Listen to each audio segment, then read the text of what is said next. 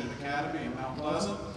And in fact, he and his family and I and my family moved to the Low Country 4 days apart in August of 2010. Mr. Dahl's also the orchestra director at East Cooper Baptist Church. He's my orchestra director. In fact, he had to remind the junior band earlier when I was pointing and telling people what to do that tomorrow the roles would be reversed and he would be telling me what to do. But I think you have 3 more tunes for us. Why don't you just tell us what those are? Mr. Mike Dahl, ladies and gentlemen. Thank you. We've had a lot of fun this week. We started out Monday night and read through a bunch of things, and then read through a bunch more stuff on Monday, and trying to figure out what was going to work. One of the things that's unique this year, obviously with it being the year of COVID, the numbers of students here are a little bit smaller than they have been.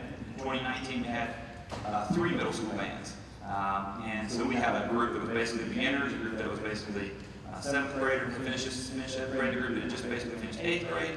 And so we were able to kind of split them up a little bit and allow them to be in a group that really matched their ability levels. This year, everybody's together in the same group. So we have some students here that have had 1 year of band in the COVID year, which was not 1 year of band. And then we've got some that have just finished up their 3rd year of band. There's actually one of our friends up here. This is his first concert ever. So he's been in band for a year, but this is the first time he's ever played a concert. So, that's one of the things that's really fun about playing is you get things together and you prepare and you get a chance to play for your parents and your friends. And this was his first concert. And as a matter of fact, this is Mr. Ivy's only his 2nd concert. He's been a band director now for 2 years, but after the first year having his Christmas concert, I assume, everything got canceled. So this is the 2nd concert. And it's been a real joy for me this week. Obviously, you can tell with my hair that I've been doing this a little longer than Mr. Ivy. And it's been a real joy to watch him work with the kids. A lot of times, younger teachers maybe don't know exactly what to say or how to get them to do what they want to do, but he has just got a great head on his shoulders, knows exactly what he wants and knows how to get it. He's able to stay light and friendly and funny with the kids, and it's been a real fun to watch him work. So what we did was we started out with a fanfare, Sky Gazer fanfare. Then we played a couple of songs that some of the younger students would be able to really feel good about because they were on the level they need to play. And the fun thing is that a lot of these companies right now are writing music for the young band, for students who really have basically a 1 year experience or less. And it's music that sounds a lot of fun. It sounds like real band music instead of, kind of cheesy. And so the second piece we played was called Storm Chasing, right? Storm Chasing. And so you heard, the thunder sounds, and you heard the alarm going off. And those of us who live down here in the Low Country, we know all about that as we get, chased away from the coast every once in a while. Last year we didn't. Strangely enough, in 2020, we didn't have a hurricane. That's just, hope that's not foreshadowing this year. And then the third song that we just played was called Dragon Slayer. All right, and so I think we slayed the dragon well. Now we're going to play,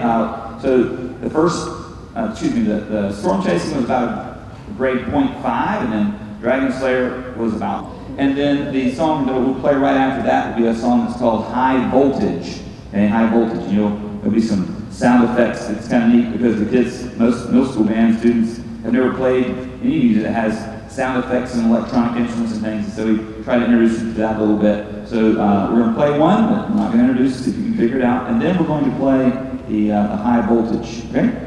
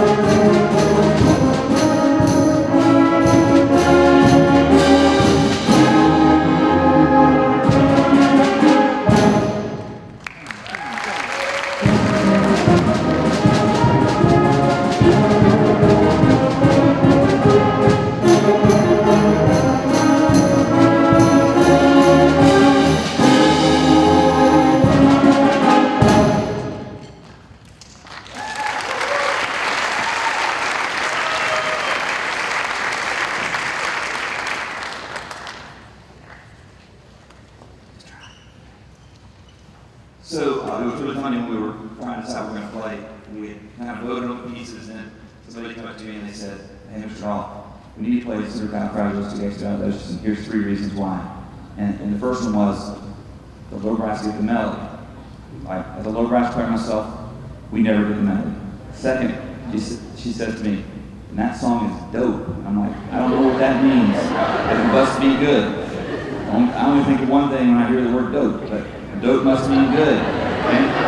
And then, I don't even remember what the third one was, because when she said it, I was like, is that a good thing? I don't remember what the third thing was, but low brass never gets to know, so they got the melody, and they did a great job. Mr. Ivan, come here a minute, okay? So we have, one of the things that I have to sound this to make myself feel a little taller. So one of the things that's really unique about this camp is that we have counselors with us every rehearsal, and they really literally run the whole thing. I mean, they are here to help us out during rehearsals. They're all over the place during free time, recreation time, helping out at night, and they really do a great job of doing that. We've had some fantastic helpers this year. Sometimes, sometimes the helpers don't know exactly what to do, but these guys have just jumped in and they've played their instruments, they've played secondary instruments, they've helped the students pull them out individually.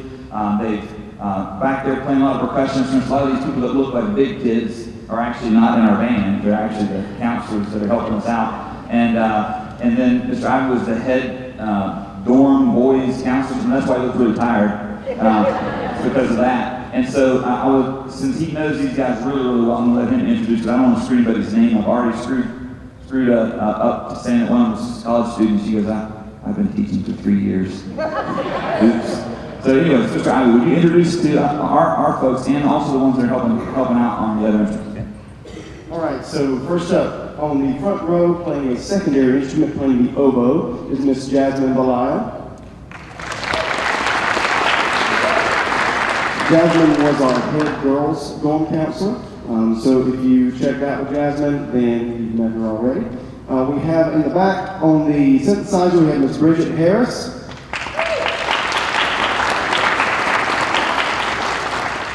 Taking care of all of our percussion needs, we have Mr. Michael Nicholson standing in the back. Next to behind the snare drum, actually, we have our camp medic. She's the person who made sure that your children got medicine every day and took care of the staff as well. We have Miss Suzanne MacArthur. Right beside her, we have Dr. Holland's daughter and helper to all things horn and percussion, Caroline Holland. And I'm drawing a blank on the last name. So thanks for jinxing on that one. And on the timpani, we have joining us from the senior band, Miss Lauren Modlin. Helping us out playing the timpani. All right, so like I said, we've had just some great help this week, and they've just done a great job. And I kept taking pictures of Dr. Holland's daughter and sending it to her. Man, she's like a killer Scrabble player. That's what they were playing the triangle. Like she's just really getting into it, really having a good time out there. So we're going to play for you now a piece that's called High Voltage by a very prolific young band composer named Randall Sandridge.